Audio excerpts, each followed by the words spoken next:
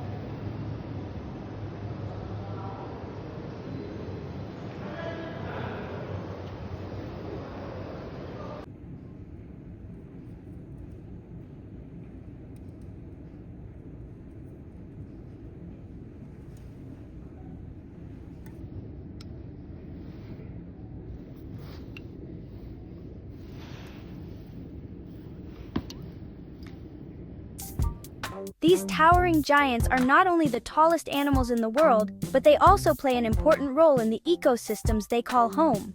We're going to learn about what kind of animals they are, where they live, what they eat, their unique features, and even what challenges they face in the wild. I can't wait to get started! But before we do, here's a fun game you can play throughout this video. Giraffes spend their days under the hot African sun, eating leaves, and evading crocs. We'll learn more about all of that later, but for now, see if you can find these 3 stickers that describe the giraffe's day hiding in the video. But before you start looking, if you're not already a Kidtastic Animals Explorer, hit that subscribe button and become part of the Kidtastic Animals Explorers crew. Okay, let's go! Giraffes are mammals, which means they're warm-blooded, have fur, and feed their babies milk. Specifically, they belong to a group of mammals called ungulates. These are hoofed animals, which include horses, cows, and deer.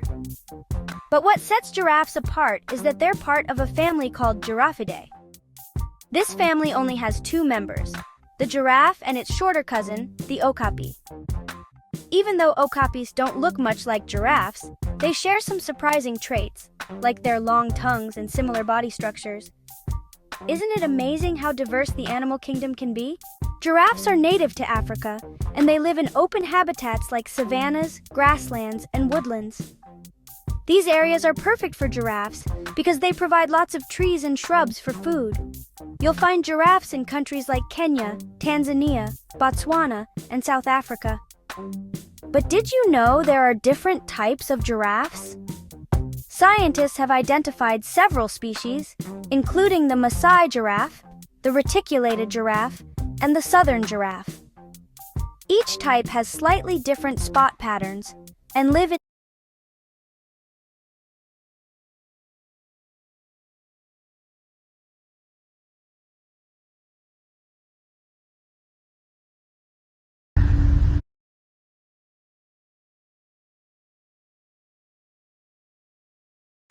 Mashi.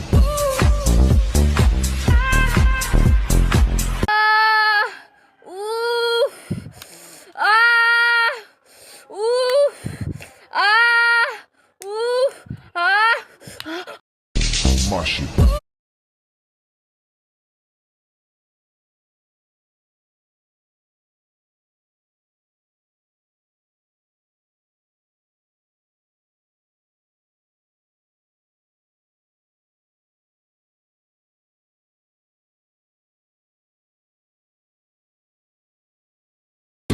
I got this rap nigga sick. Come on. I ain't even touch his bitch. I just was liking no pics. Since I heard that you a hater, I'ma pull up intent. Come on. Let her eat me in the will and have a wipe in her. Yeah, you niggas got me chopped, got me twisted, got me backwards. Yeah. I'm not just a rapper. If you try me, I'ma clap. What else? The shooters that I'm with don't play the bitch. They get active. What else? Dropping 30 out the clip. Y'all talking about practice? Stepping like a landmine. Tell them that it's crimes away. Remember they was sleeping on me. Now them niggas wide awake.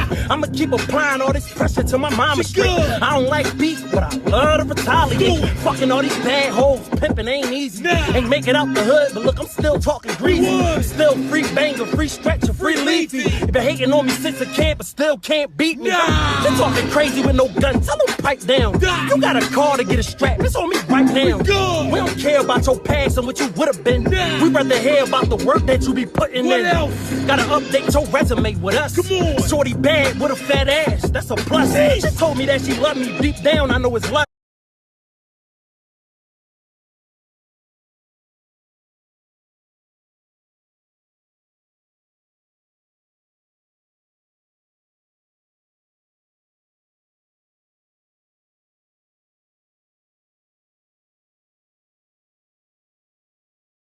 oo imika wad arki doontaa sanadka cusub bisha January dadku way wada xiiqsay dhammaantood.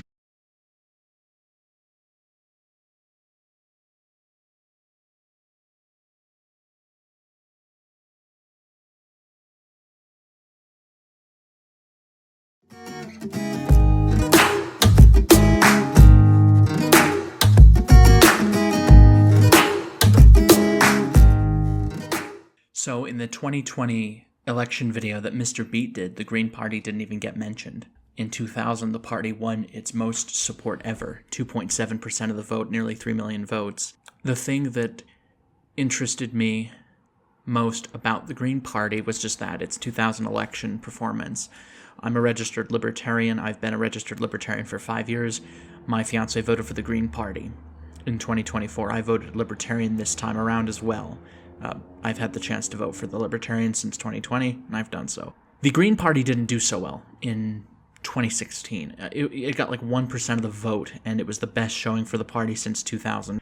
In 2020, the party got 0.4% of the vote, and in 2024, it didn't improve its vote share hardly at all. The Green Party should have more support than it has in terms of among the libertarian left. It is the largest progressive party in the United States. I'm not a fan of the Green Party. I'm not a registered member. I've never voted for the Green Party. I almost did in 2024 just as a protest, but then I thought, well, the libertarian ticket is struggling enough as it is, so my one vote, won't hurt to throw my vote there. The party needs to stop nominating Jill Stein. Most people who voted for the Green ticket did it as a protest. Maybe a few people actually really liked Jill Stein. This liberal talking point of, oh, she's a Putin shill and blah, blah, blah, blah, blah. These people saw her talking to Vladimir Putin and thought, well, she must be a Russian plant because how dare she talk to someone we don't like. But the thing is, Jill Stein is a weirdo. And I don't mean to be like Tim Walz with calling Republicans weird, but I mean in terms of where she had to clarify that she's not an apologist for fallen dictator.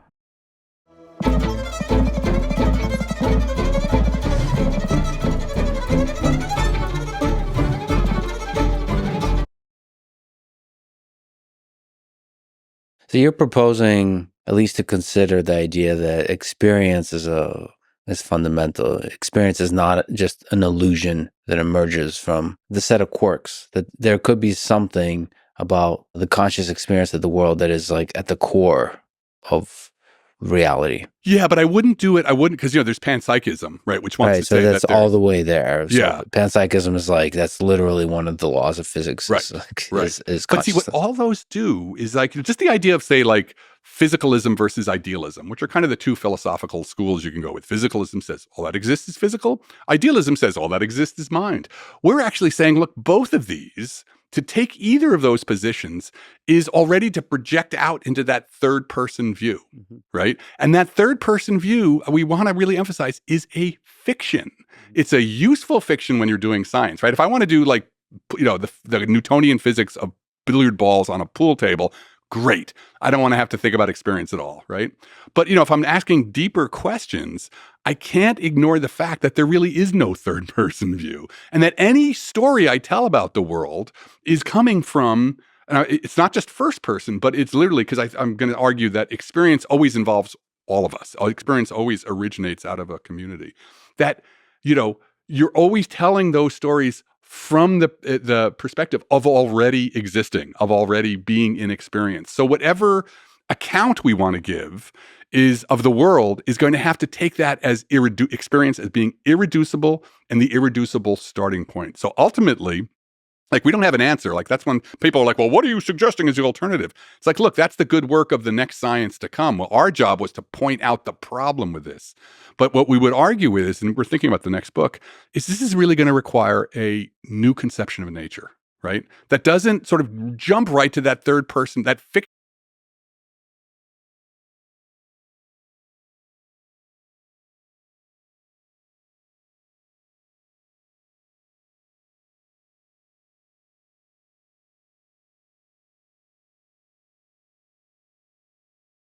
The sooner you can submit yourself to the calling on your life, the better you will experience this journey called living on earth. And I want to be clear, by better, I didn't say easier, I just said better. The difference here is that easy presupposes that there is no resistance. Better understands that the reward is worth the resistance. So when we submit ourselves to the flow. Hey, this is Presh Talwalkar. What is the correct answer to the following expression? This math problem has gone viral, generating millions of comments on Facebook, Twitter, YouTube, and other social media sites. In this video, I'm going to present the correct answer.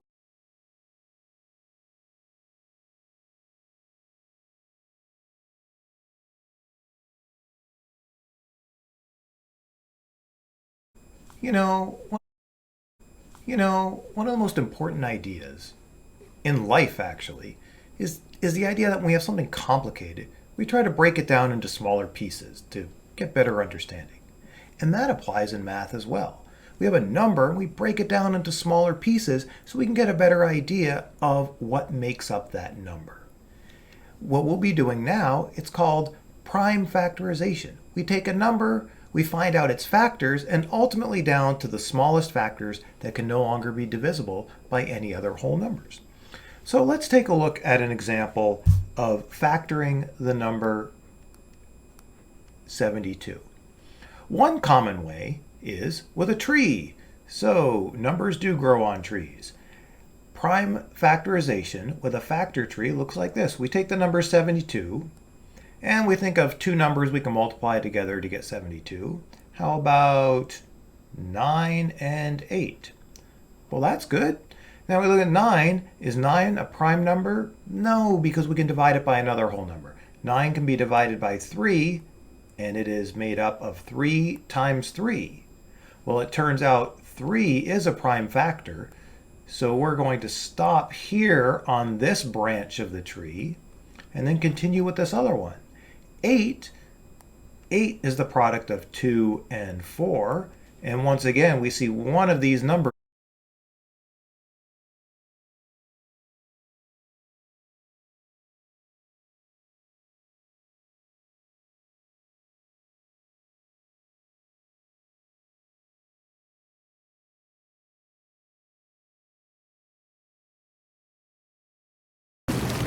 Tech companies are building their own energy plans to power their AI.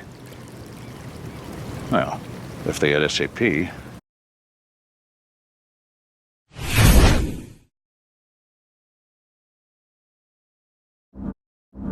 Black-tip sharks hunt octopus. Fortunately, our spy doesn't smell like one. Not so the real thing. He may hide, but they could still find him.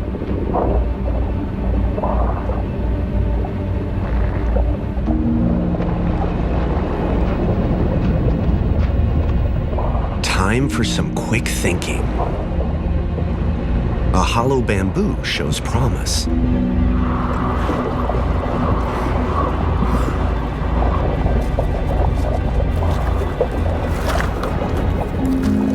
But its open entrance is far from ideal.